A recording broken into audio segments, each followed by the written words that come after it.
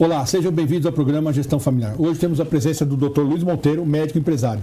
Dr. Luiz, primeiro, muito obrigado pela sua vinda. Eu que agradeço. Vamos contar um pouquinho da história do médico e do empresário. Eu acho que vamos contar a carreira. Então, eu queria que você se apresentasse primeiro e depois começasse já a primeira pergunta. Conte um pouquinho, por que médico e depois empresário? Muito bom. A primeira eu não sei responder, porque médico eu acho que eu nasci, ou foi minha mãe, meus pais, mas eu desde que mais remoto do que a minha lembrança, eu sempre quis ser médico. E tinha uma determinação, fiz 3 anos de cursinho, tomei pau, mas nunca pensei em outra coisa. Até entrar, entrei numa boa faculdade em Botucatu, entrei pensando em pediatria, talvez a única mudança foi essa, a da especialidade. Quando eu entrei na escola pensando em ser pediatra. Quando eu passei pela clínica cirúrgica, a minha cabeça deu uma mudada. Eu vi que eu gostava de cirurgia, me apaixonei por cirurgia, e a coisa da cirurgia pediátrica foi uma junção dessas duas coisas. E me aprofundei, fui... já fazendo um link com a história do empresário, eu fui um médico do front, um médico atuante. Eu fui fazer especialização fora. Há 40 anos atrás, refluxo gastroesofágico em criança ainda era uma coisa meio nebulosa. Eu fui aprender isso, eu virei uma espécie de referência. Isso me deu muita notoriedade, um consultório cheio aqui em São Paulo. Os pediatras de renome me mandavam os casos. Então, eu fui um médico atuante, cheguei a ser presidente da sociedade aqui em São Paulo. Mas, paralelamente a isso, eu sempre tive uma ação de gestão. Eu fui diretor de plano de saúde, de Unimed, e aí a veia da gestão foi tomando um pedacinho. E teve uma hora, 10 anos depois, que eu tinha uma atividade muito, muito focada em gestão, já mais sempre partilhando, mas tive um convite para ir para a minha terra, que é Bauru, pela Universidade de São Paulo, que lá tem um hospital referência em fissura lábio-palatal. E a fissura palatina, ou lábio leporino, como é comumente conhecido, ela participa de 217 síndromes outras, que incluem malformações gastrointestinais. Então, embora fosse uma lesão de face, de âmbito de cirurgia plástica, ela normalmente tem outras necessidades para a condução dessas crianças. E as malformações do trato digestivo, outras malformações, e a universidade estava precisando, é um hospital da USP, lá em Bauru, a universidade estava precisando de um cirurgião pediatra, e me convidaram. Então, era a chance de eu voltar para a minha terra, para exercer na plenitude aquilo que eu fui formado. E nessa época, minha mulher deu uma pancada. Ela falou, olha, é assim, tudo bem, eu vou para a tua terra, mas eu casei com um médico, então nós vamos para lá com uma condição, você vai ser só médico, você vai ser cirurgião pediatra. E fui, eu falei, não, tá fechado, é isso mesmo, não vai falar mais em Unimed, não vai falar mais em nada. E assim eu fui. E esse negócio, a promessa durou uns 5 anos. Passou uns 5 anos, eu comecei a ter um pouquinho... Já foi para venda. E aí, uma forma de conciliar, eu montei uma consultoria. Essa consultoria me trouxe para São Paulo uma vez por semana, mas eu mantive lá, a medicina firme lá. Quando eu fui para o Bauru, não tinha UTI pediátrica, então eu operava um nenê, eu passava 3 dias no hospital, porque... e aí a coisa foi evoluindo. Então, quando isso estava um pouco mais montado, arrumado, é que eu achei que começava a faltar alguma coisa. Enquanto eu estava montando a especialidade, montando algumas coisas lá, a coisa estava muito boa. O tempo estava ocupado para pensar em gestão.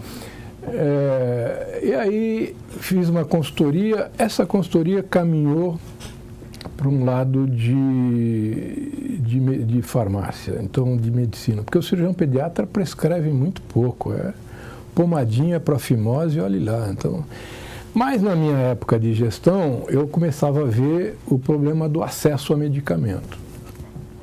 que é um dos grandes gaps do nosso modelo assistencial. Só que ano foi? Você tem ideia, mas só para poder ter um parâmetro de tempo? A Informa nasceu em 9/9/99. Ela fez 19 anos esse mês.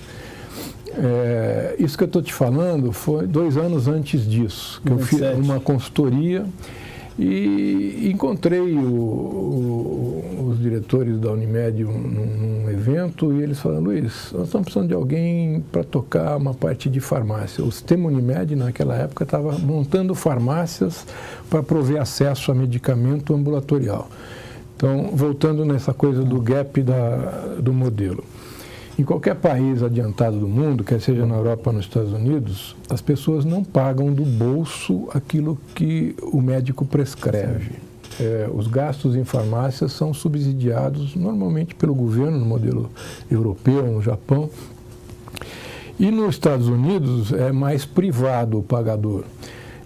O plano de saúde, a seguradora de saúde, tem na sua cobertura, as mesmas coberturas que nós temos aqui, além de todas essas que nós temos, a prescrição do médico. Então, o americano não paga, ele vai na farmácia e recebe isso. E a gente aqui, de uma forma tupiniquim, falou: vamos montar farmácia. E a minha consultoria foi para ajudar o sistema Unimed a montar farmácia. E batendo numa tecla de montar o varejo farmacêutico é um varejo, é um business totalmente diferente de serviço, é gestão de estoque, compra, perda, um inferno, e com isso não tinha eficácia. Mas a gente tinha a força do prescritor e eu comecei a visitar a indústria farmacêutica e em um determinado momento alguém da indústria farmacêutica me falou em PBM, que é o que virou a minha empresa, que lá nos Estados Unidos é Pharmacy Benefit Management, que a gente abrasileirou aqui para programas de benefícios de medicamentos, para continuar na sigla PBM, assim como ela é conhecida, que é um business. Então, lá nos Estados Unidos, a operadora de saúde contrata a PBM para fazer gestão do benefício. Então, você vai no médico, ele prescreve.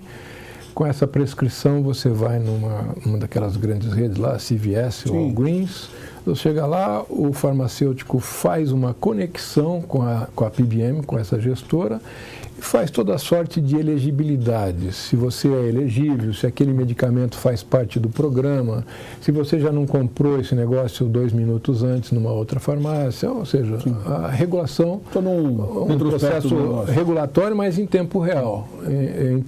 E ali você sai e fala: olha, você tem que pagar, pode escolher ali entre o brand e o genérico, você paga, sei lá, $8 por brand, 4 por genérico, essa decisão você toma na farmácia, vai embora para sua casa com o seu remedinho, um remédio que custaria $100 e poucos, alguma coisa.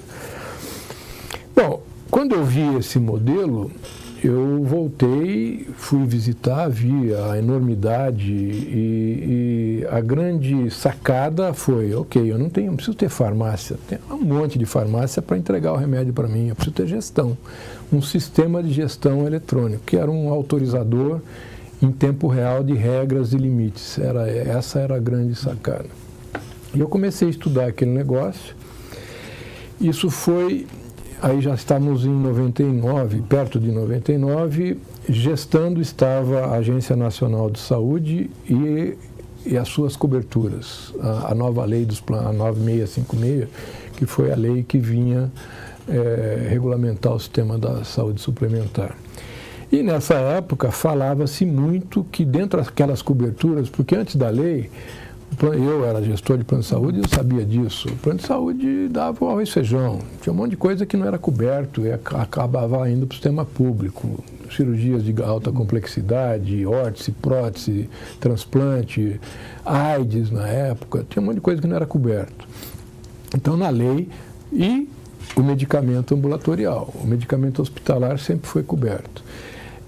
Na época falava-se muito que viria, dentro das novas coberturas, viria a cobertura de medicamento. Como eu falava desse assunto, eu comecei a ser procurado para montar alguma coisa.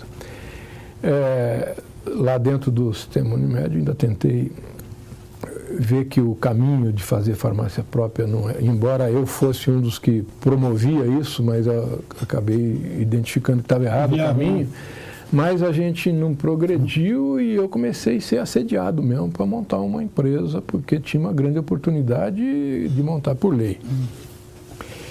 E eu montei um business plan, já sabia fazer isso com toda essa vivência e falei, bom, vinha alguém falar comigo, eu falei, olha, tem isso aqui. O assédio foi tão grande de banco, de empresários, mas eu falei, eu vou buscar o estratégico. Farmácia, dono de farmácia. E aí procurei a Abrafarma, que é a associação brasileira que reúne as grandes redes de farmácia. O então presidente era o presidente da Pague Menos. E ele falou, olha, acho que quanto você precisa, vamos fazer em 10 cotas o valor do investimento, você fica com um pedaço da empresa como para ser o empreendedor, e a parte financeira a gente cobre. E assim montamos a iPharma com 7 grandes redes participando. Quem foram, só para iniciar, você lembra? Algumas delas não existem mais, mas foi a Drogamed de Curitiba, que acabou.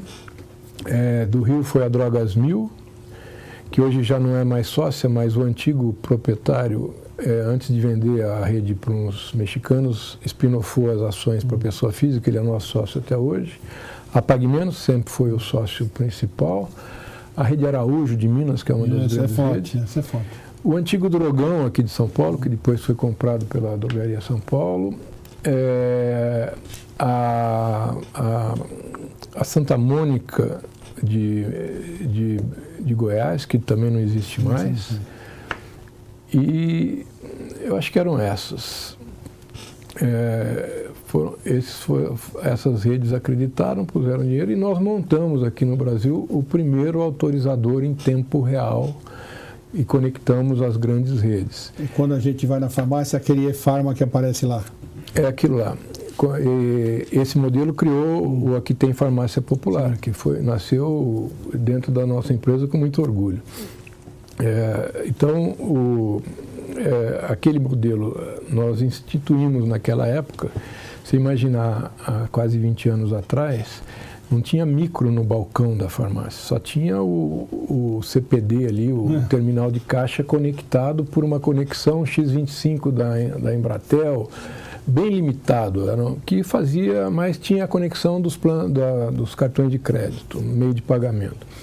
A gente pegou este modelo, que era o que tinha de conexão eletrônica, para colocar no balcão para fazer aquilo que a gente necessitava.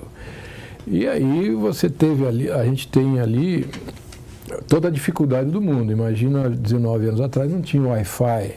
Então, uma Drogasil tinha que comprar 300 micros, a Pague Menos 300 e poucas, a Raia outro tanto, e por aí a Drogaria São Paulo outro tanto, e por aí vai.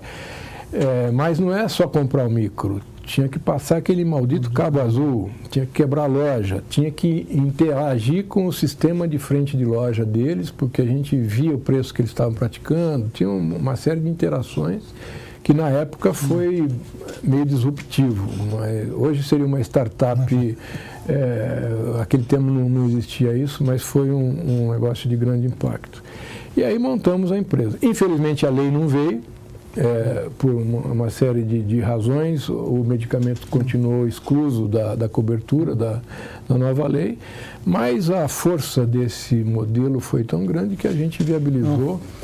Hoje a iPharma está em 27 mil farmácias em todo o país, em todos os estados, mais de 3 mil municípios, e atende 27 milhões de usuários das diversas camadas. Doutor Luiz, quero lhe agradecer muito. Falei para o senhor que 15 minutos. Já foi? Já foi. Eu queria mais. Estava tão bom que eu deixei o senhor contar a história de médico a empresário. Eu acho que o senhor foi empreendedor, enxergou coisa. independentemente da sua formação, não deixou de ser um grande empreendedor. Quero lhe entregar esse livro como presente, você ter vindo aqui, dedicado o seu tempo. Muito obrigado. Contar mesmo pela visita. Se você quer ver este e outros programas, veja pelo nosso site e até a próxima. Muito obrigado.